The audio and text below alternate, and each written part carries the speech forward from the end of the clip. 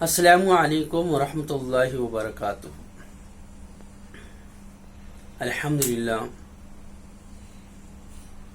اللہ کا فضل و کرم کہ اللہ تبارک تعالیٰ نے ہمیں ایمان کی دولت سے نواز کر ہم پر بہت بڑا احسان و کرم فرمایا، اور ہماری ہدایت کے لیے اللہ تبارک تعالیٰ نے قرآن شریف ہم پر اتارا۔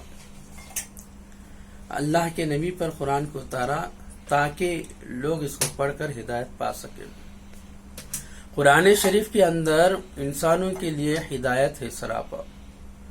ہم قرآن شریف کو پڑھتے نہیں ہیں، اس پر غور و فکر نہیں کرتے ہیں، یا تو کبھی کبھی ایصال ثواب کے لیے پڑھتے ہیں، یا قرآن خوانی کروا کر اس پر ختم کر دیتے ہیں۔ اصل میں قرآن شریف ہماری ہدایت ہے۔ ہر طرح کے حل اور مسائل اللہ تبارک تعالیٰ نے قرآن شریف کے اندر رکھی ہے۔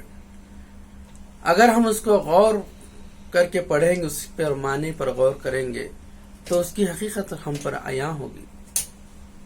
اگر ہم پڑھیں گے ترجمے کے ساتھ، اسے کے معنی پر غور کریں گے، فکر کریں گے، تو ہمیں قرآن شریف کے ساتھ دلچسپی پیدا ہو جائے گی۔ ہم جب دل لگا کر قرآن شریف کو پڑھیں گے تو ایسے لگا کہ ہم اللہ کے ساتھ ہیں اور اللہ کے ساتھ گفتگو کر رہے ہیں، کیونکہ قرآن شریف اللہ کا کلام ہے۔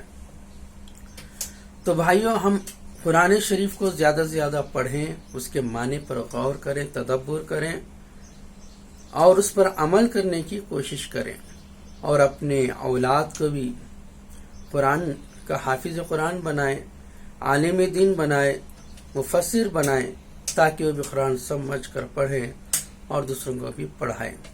آج ہماری قوم اس لیے برباد ہو رہی ہے کہ ہم نے علم سیکھنا، علم دین سیکھنا، قرآن کی تعلیمات پر عمل کرنا چھوڑ دیا ہے۔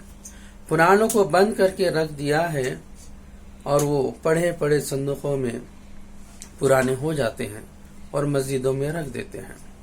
اور مسجدوں میں پر بھی جب نمازی آتے ہیں تو نماز پڑھ کر صرف چلے جاتے ہیں۔ تھوڑی دیر قرآن کی تلاوت کریں تو انشاءاللہ دنیا میں بھی فائدہ ہوگا اور آخرت میں اس کا اجر ملے گا، اور سارے حقائق ہم پر عیان ہوں گے کہ اللہ نے اس کائنات کو کیوں پیدا کیا، ہمیں کیوں پیدا کیا، ہمارا دنیا میں آنے کا مقصد کیا ہے۔ ساری چیزیں ہماری نظروں سے گزریں گی، ہمیں بات سمجھ میں آ جائے گی۔ تو کبھی بھی عبادت کے لیے علم سیکھنا ضروری ہے، اس کے مسائل سیکھنا ضروری ہے۔ ہماری نمازوں کے اندر، ہماری وضو کے اندر، ہمارے اسلامی ارکان کے اندر بہت سارے کمیاں ہیں۔ ہم ان کمیوں کے ساتھ عبادت کرتے ہیں جو ناقص ہوتی ہیں۔